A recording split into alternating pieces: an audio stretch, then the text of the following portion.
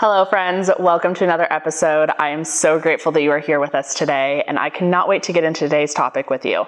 Today we're going to be talking about advocacy in agriculture and what that means in the agricultural industry, and especially what that means as a livestock photographer or a marketer within the industry, what that looks like, and how we can continue to be a light and a source for really great advocacy for this amazing industry that has raised many of us and really given us truly wonderful lives. So they say that a photo is worth 1,000 words, right? And it is, in my opinion, especially when it comes to advocacy and utilizing these photos for good. I feel like a photo is going to say a million more things than what any caption is going to, than what any graphics on top of the image are going to. The photo that is there is going to be the thing that makes the true difference and really impacts people. And a photo may be worth 1,000 words, but a video is worth like a million words, especially in today's world that we live in, where TikTok and Instagram Reels and YouTube Shorts and YouTube videos and all of those things are so prevalent. A video can absolutely just take things to a whole new level. So within advocacy and kind of what that realm of agricultural looks like, photos are so important, and videos, kind of like what I just talked about. They're so important, not just in an aspect of as personal brands using them, but also being able to give these photos to people that are going to be continuing to use them for the greater good. So whether that be an association or an influencer or someone who is going to go out and market and talk about certain topics within agriculture. Maybe it's a current events topic, maybe it's just different things like that, and being able to utilize those photos for good, because they may not be the thing that everyone thinks about initially, but the way that the human psyche and just like our brains work is the photos give us connection. And once that connection is built, that's when impact can truly happen.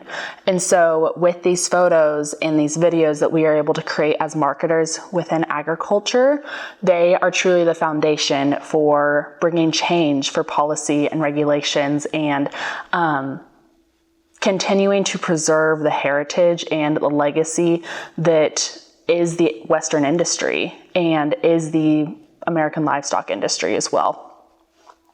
So as I kind of talked about, the photos provide that emotional connection, but then they also, like, a tier under that is there's a ton of empathy that can be extracted once that connection is created. And that empathy and that emotional connection is truly what creates a lasting connection between that individual that is looking at that ad, at that video, at that Instagram post, at a painting on your wall.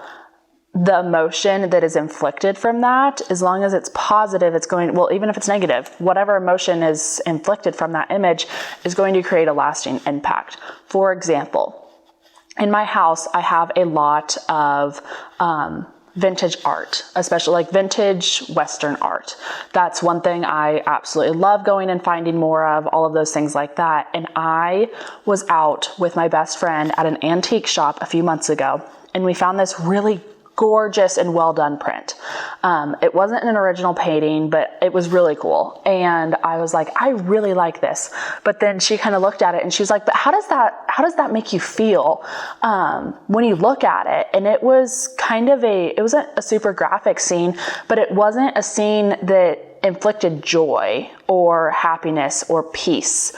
When I looked at it, it was a scene that inflicted like almost agony and anxiety and just not peace and comfort. And with my photos, that is something that I always reflect back on, because I didn't truly understand what that meant until she asked me that question kind of out of the blue. And we sat there and talked about it. And as a photographer within the industry, especially at livestock shows, guys, we have got to make sure that these photos that we are capturing are photos that are going to represent our industry well. It's so easy, so easy to take a photo out of context sometimes, especially when an individual didn't grow up in the industry, so they may not know what is going on in that photo or what is happening or things like that. For example, the way that we get sheep to brace is by touching like their rump area or like touching their top line, things like that. And when a photo is captured with that motion going down, if you're not watching the YouTube video, it's a hand going down on the top line of that animal. If that photo is captured, that person, individual, child is not inflicting pain on this animal, but it could be perceived that way. Okay?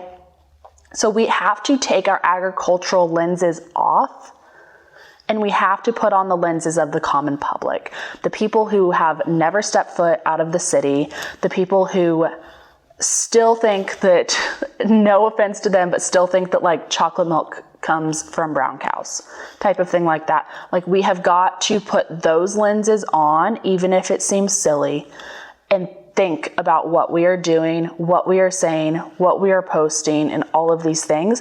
And you know what? When those questions do come up, if you post something and it goes viral or something like that, and questions start rolling in, you have to be able to be open and share that. For example, I had a torching video go viral last year. So if you're not familiar with torching, it is when you take a propane torch to the outside of a bull or a heifer or something like that, and you just lightly sear the ends of their hair. It allows a person to, we use it for sale photos and videos a lot. It allows us to quickly clip this animal efficiently, easily, and pain-free for this animal, right?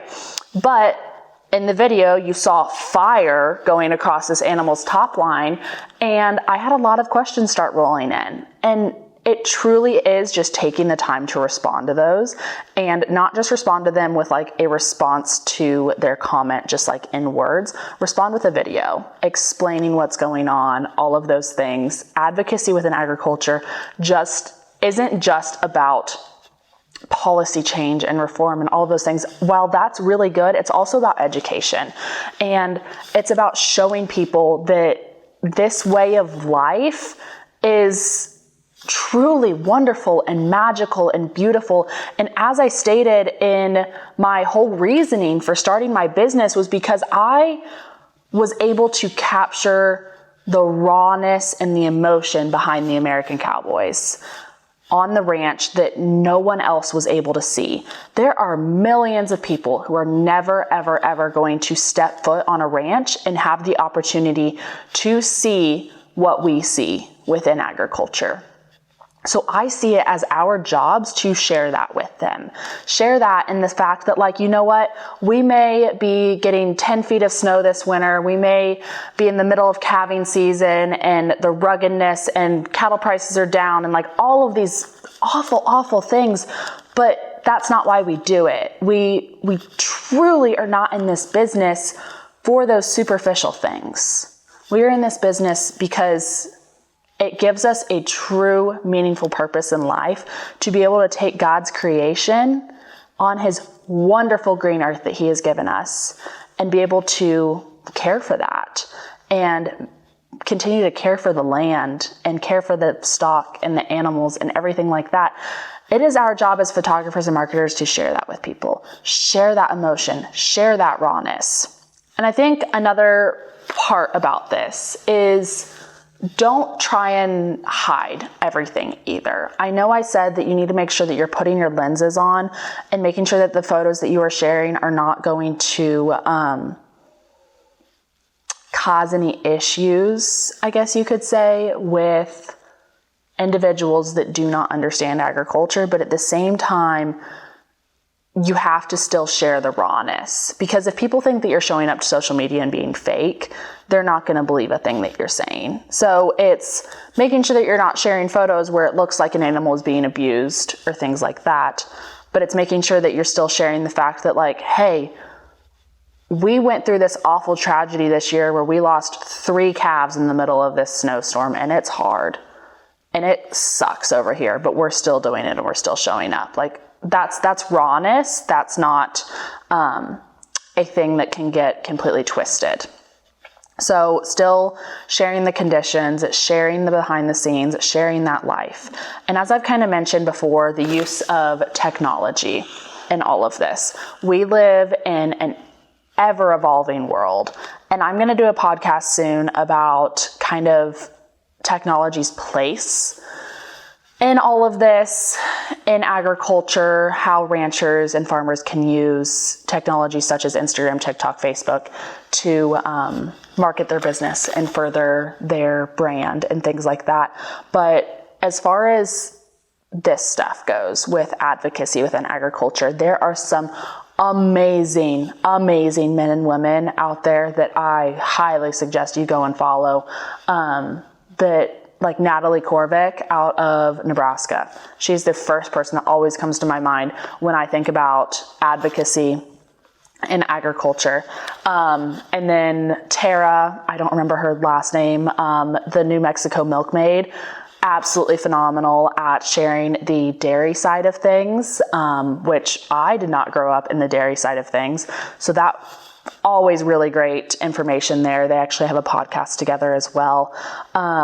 And then, oh my gosh, there's so many other people out there that go and do your own research, go and find the people out there that are going to be really great examples for you, of sharing the rural life and sharing agriculture in a true and raw format that engages that global audience. Because that's the one thing about this social media stuff, guys, is we can impact and touch people that may have never been able to see or hear or anything about agriculture previous to this technological world that we live in. Say all you want about it. There are its negative aspects, but there are truly its benefits.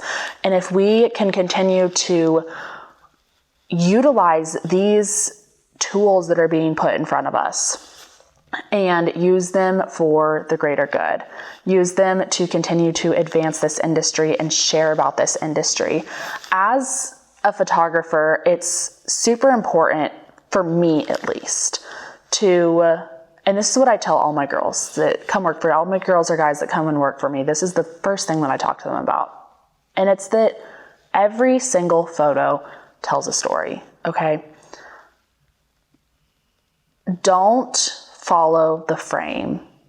Don't follow the picture that is going to show up on the back of your camera. That is not what you are here to follow. You are here to follow the story. Find the story in every single photo.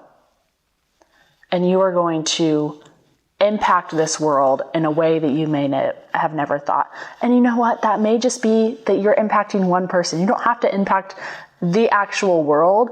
You may only impact a few people with those photos, but if you strive to find the story rather than to just find the picture, you are going to astronomically change the way that you view capturing images. Whether you are a person just walking around with your iPhone taking photos of your kids, or whether you are someone who takes photos professionally, find the story within that. And that also means not just capturing one image too, okay? Like when you're following the story, you start at the beginning and you follow it all the way to the end through the highs and the lows and the pain and suffering and the joys and love and all of those other things. Follow that story and see where it takes you. You never ever know where a story is going to take you until you go down that road. And truly one of my favorite things to do that I have the honor of doing for some people is being able to go to ranches and capture branding packages for them that I just stay at their ranch for 2 or 3 days typically, and I tell them just work like you normally would. I'm not here. The mom may put on a little bit more makeup sometimes, but I'm not here. Like, I will be walking around with my camera, and I'm just going to capture the heart and the soul of you guys on this ranch. And those photos that come out of there, of being able to tell a family's story, a ranch's story, it's a feeling like nothing else when you're able to get on the back end of things and edit these photos and truly feel impacted by them. Okay? Find the story within every photo that you're taking. Go out there, and if there's one thing I can suggest that you guys do today is just look for the story. I've said it a million times. I know I'm beating a dead horse, but find the story and then go out and just share. That's one thing that we just need to be better about within the agricultural industry. So we're always afraid of saying the wrong thing. And I feel like that's partly because we get crucified every time we do. Like, we're just waiting for PETA around the corner to come and use our words against us. And so therefore we don't say anything at all. And I'm here to tell you that that is not the way to approach this. We have to continue to tell our story and not be afraid to tell our story.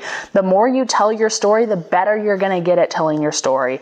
And therefore, the more impact your story is going to have. And I can promise you that each and every one of you have a story. No matter what that looks like, you have a story. And I know that there is another person out there that you can help because of that story, that you can impact because of that story, or that you can change their life because of that story. And it is up to us to share it. And you're never going to know who those people are, and you're never going to know who you can impact or help unless you start to share. So get out there, go share your story, go find the story within these photos, and go be the light of change within the agricultural industry to continue to preserve this amazing heritage and life that we have. Thank you so much for tuning in, guys. I cannot wait to continue down this journey with you. And if today's episode was at all helpful, please, please, please take a few seconds and go leave a review on Apple Podcasts or Spotify. And I would love to hear from you guys. If you have any questions about this, my DMs are always open on Instagram at showboat.media.co. I would be more than happy to talk to you guys more about this. Thank you so much, and we'll talk soon. Bye, friends.